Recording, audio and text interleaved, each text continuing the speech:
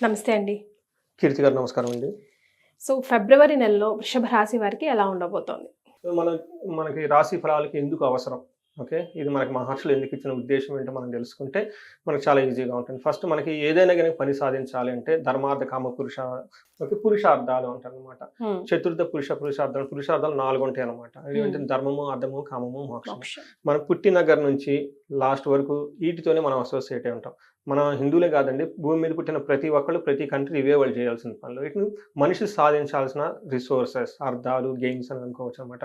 ఇవి సాధించేటప్పుడు 2 రకాల అప్రోచ్. ఒకటి మనం బాధపడుతూ, క్షోభపడుతూ, లైఫ్ అంతా ఇంతేనా తిట్టుకుంటూ, ఇదొక నరకం అని ఫీల్ అవుతూ చేసుకునేది. రెండోది శోభాయమానంగా మనం చక్కగా బ్లిస్ఫుల్‌గా ఉండి, వేరే వాళ్ళని బ్లిస్ఫుల్‌గా చేసి, చక్కగా ఉత్సాహంగా జీవితాన్ని జరుపుకోవటం మన ఫ్యామిలీ మెంబర్స్ అంతా ఏది. అయితే మనకి ఇక్కడ జ్యోతిష శాస్త్రం యూజ్ అవుతుంది. ఏ టైంలో ఎలాంటి మనకు అనుకూల పరిస్థితుల్లోనే, ఎలాంటి ప్రతికూల పరిస్థితుల్లోనే మనకి క్లీన్‌గా జ్యోతిష శాస్త్రంలో మహర్షులు చెప్పారు. అదే జ్యోతిష శాస్త్రం. Light, it throws the light. ముందుకు రాబోయే వాటి గురించి అనమాట. దీన్ని వాడుకొని చక్కగా మనకి ఆది శంకరాచార్యులు చెప్పినట్లుగా వివేక వైరాగ్యాలు కలిగి ఉండాలి. అంటే విజ్డమ్, ఎప్పుడు ఏ పని చేయాలో తెలుసుకొని ఉండాలి. బరబరని వెళ్ళిపోవటం కాదు. అలానే ఏది మనం చేయకుండా ఉండాలో కూడా నేర్చుకోవాలండి. ఏదైతే మనకి ఇబ్బంది పెడుతుందో దాన్ని తీసి అవతల వేయటం అనేది వైరాగ్యం అంటనమాట. ఇలా మనుషులు చక్కగా హ్యాపీగా ఉండాలనే ఉద్దేశంతో మహర్షులు ఇచ్చిన జ్ఞానాన్ని శాస్త్రపరంగా యాజ్ ఇట్ ఈస్‌గా మీ ముఖంగా లేకుంటే సుమన్ టీవీ వెన్యూ ప్రకారంగా మనం షేర్ చేసుకున్నామండి. అందులోను మాఘమాసం ఎంతో ఉత్సాహకరమైన మంతు. ఎంతో ఏమంటారు, ఉత్తరాయణంలో స్టార్ట్ చాలా దివ్యకరమైన మాసంలో ఈ 12 రాసుల వరకు ఎలా ఉందో మనం చూద్దాం. ఇది అన్నిటి కేసెస్ ఇందులో వచ్చేస్తాం. సో, ఫిబ్రవరి మంత్ కనుక మనం చూసుకుంటే ఇది మనం మాఘమాసంతో కలిపి వస్తుందని మనం ఆల్రెడీ చెప్పుకున్నామండి. సో, ఈ మాసంలో వృషభ రాశి కనుక మనం చూసుకుంటే ఇందులో ఉన్న ఫస్ట్ నక్షత్రాలు చూద్దాం. కృతిక 2, 3, 4 పాదాలు, రోహిణి 1, 2, 3, 4 పాదాలు, మృగశిర 1, 2 పాదాలంతా మనకి వృషభ రాశి కింద వస్తాయి.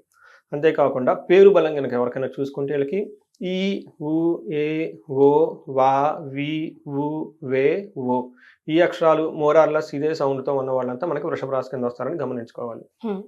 మనం గ్రహాల యొక్క స్థితిని గనుక చూస్తే ఈ మాసంలో వీళ్ళకి ప్లానెట్స్ ఎక్కడెక్కడ ఉన్నాయి, వాళ్ళ మీద ఎలాంటి ఇంపాక్ట్ ఉందో చూసుకుందాం.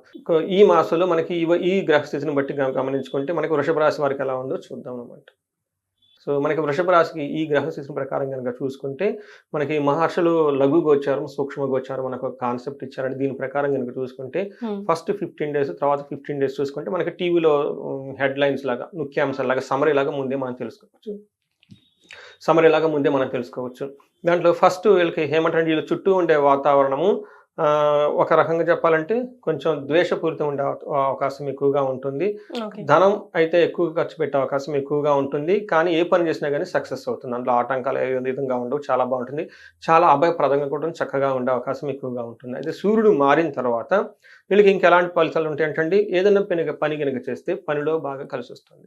తర్వాత సౌఖ్యంగా ఉంటారు, అభయప్రదంగా ఉంటారు, హ్యాపీగా ఉంటారు. ఎలాంటి ఆటంకాలు ఉండవు. ఒక రకంగా చెప్పాలంటే వృషభ రాశి వారికి ఈ ఫిబ్రవరి మంత్ చాలా బాగుంటుందని మనం చెప్పుకోవాలి. ఇన్ సమ్మరీ చెప్పుకుంటే. సో, మనకి ఏ విధంగా బాగుంటుందో చూద్దాం.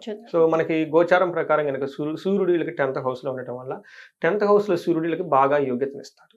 సో, ఏ విధంగా అంటే మనకి సంస్కృతంలో మహర్షులు ఏం చెప్తారంటే అర్ధసిద్ధి, స్వధారోగ్యం, బంధుమిత్ర సమాగమం, రాజదర్శనం, సల్లాపు, సుసౌఖ్యం, దశమే రవి అని చెప్తారనమాట.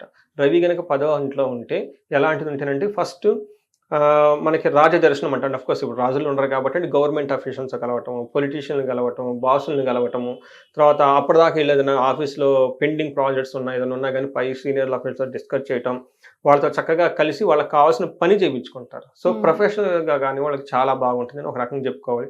అంతేగాని బిజినెస్ పీపుల్ ఉంటే గవర్నమెంట్తో లాబింగ్ చేసుకోవటం కానీ, వాళ్ళకి కావాల్సిన కాంట్రాక్ట్స్ కానీ, అగ్రిమెంట్లు, ఈ పనులన్నీ అయ్యే అవకాశం చాలా ఎక్కువగా ఉండే అవకాశం ఎక్కువగా ఉంటుంది. అంతేకాకుండా అర్ధసిద్ధి, సదా ఆరోగ్యం, ఎప్పుడు ధనం ప్రకారం బాగుంటుంది, ఆరోగ్యం బాగుంటుంది, బంధువులు మిత్రులతో చక్కగా కలిసే అవకాశం ఎక్కువగా ఉంటుంది. మనం చెప్పనవసరం లేదు, ఈ రాశి వాళ్ళు మాఘమాసంలో చాలా పెళ్ళిళ్ళకి, వ్రతాలకు వెళ్తారు అని మనకు అర్థమవుతుంది. ఎందుకంటే ఆ టైంలో అన్నీ ఉంటాయి కాబట్టి వీళ్ళకి కూడా అదే చూపిస్తుంది కాబట్టి చక్కగా వీళ్ళు పార్టిసిపేట్ చేసే అవకాశం ఎక్కువగా ఉంటుంది. తర్వాత చక్కగా అందరితో మాట్లాడుతూ ఉల్లాసంగా, ఉత్సాహంగా ఉండే అవకాశం చాలా చాలా ఎక్కువగా ఉంది. అయితే వీళ్ళు 4th హౌస్లో దృష్టి ఉండటం వల్ల కొంచెం అన్‌కంఫర్టబుల్ గురయ్యే అవకాశం ఎక్కువగా ఉంటుంది.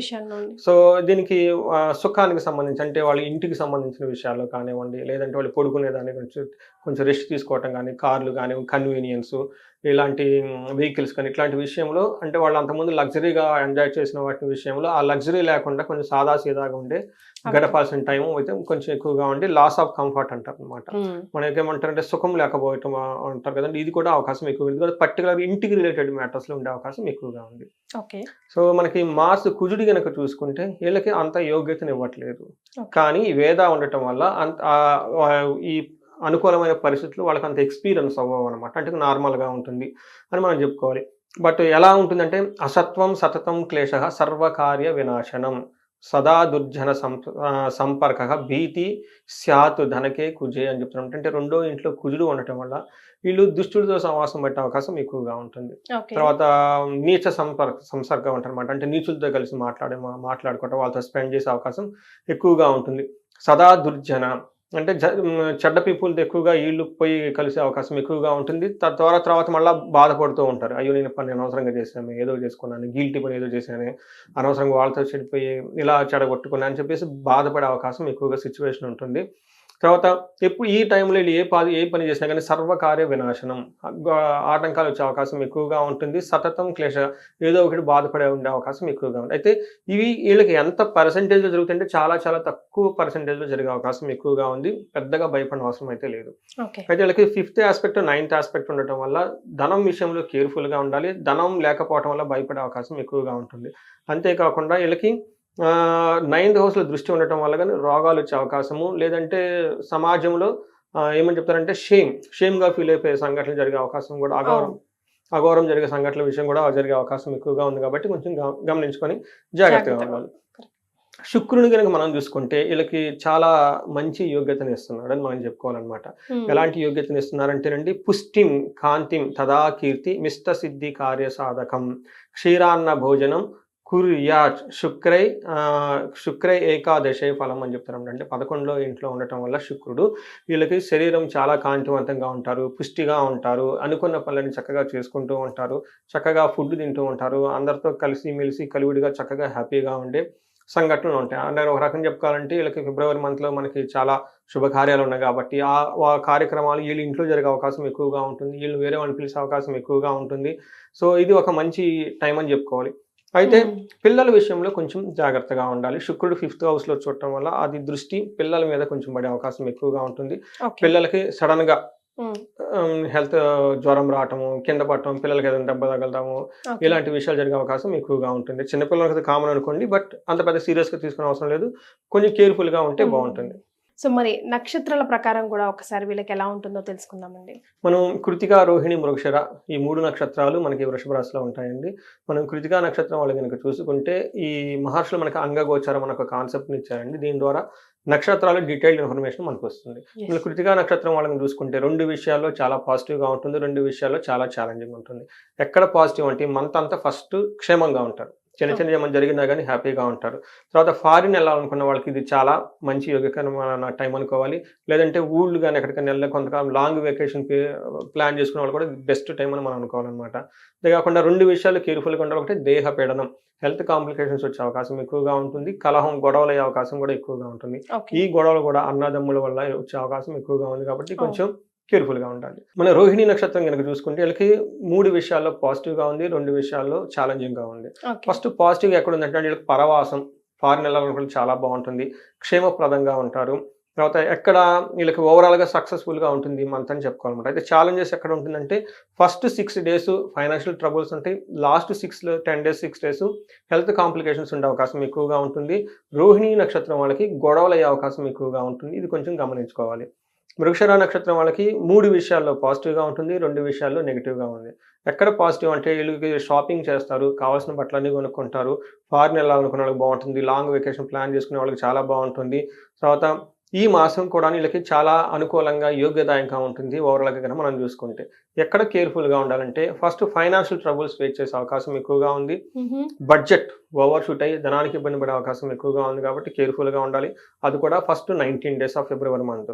తర్వాత నెక్స్ట్ 10 daysలో హెల్త్ కాంప్లికేషన్స్ వచ్చే అవకాశం ఎక్కువగా ఉంది, కేర్ఫుల్గా ఉండాలి. గొడవలు పడే అవకాశం కూడా ఎక్కువగా ఉంది. ఈ గొడవలు కూడాను అన్నదమ్ముల రిలేటెడ్ కానివ్వండి, లేదంటే ఫాదర్ లేదంటే అటు సైడ్ నుంచి ఎక్కువ గొడవలు వచ్చే అవకాశం ఎక్కువగా ఉంది. కాబట్టి దీన్ని గమనించుకొని చక్కగా మాసం అంతా ప్లాన్ చేసుకోవాల్సిన అవసరం ఎంతైనా ఉందండి. రైట్. మరి వీరికి ఏమైనా రెమెడీస్ సూచిస్తారా? బికాస్ హెల్త్ పరంగా, ఫ్యామిలీ పరంగా కూడా డిస్టర్బెన్స్ కనిపిస్తూనే ఉన్నాయి. అవునండి.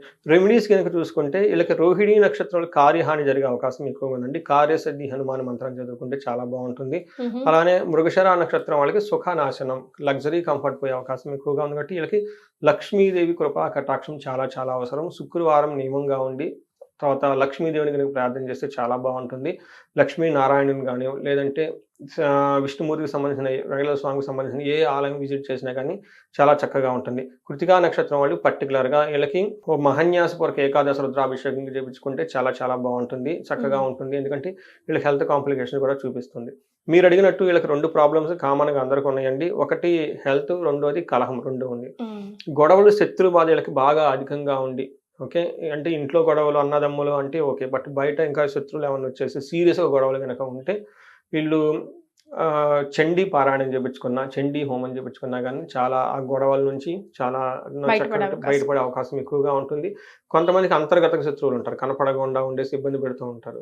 వాళ్ళకి మన్యు పాశుపత హోమం కనుక చేపించుకోగలిగితే ఆ ఉగ్రరూపమైన ఆంజనేయ స్వామిని వీళ్ళకి చాలా రక్షిస్తాడని మనం తెలుసుకోవాలి.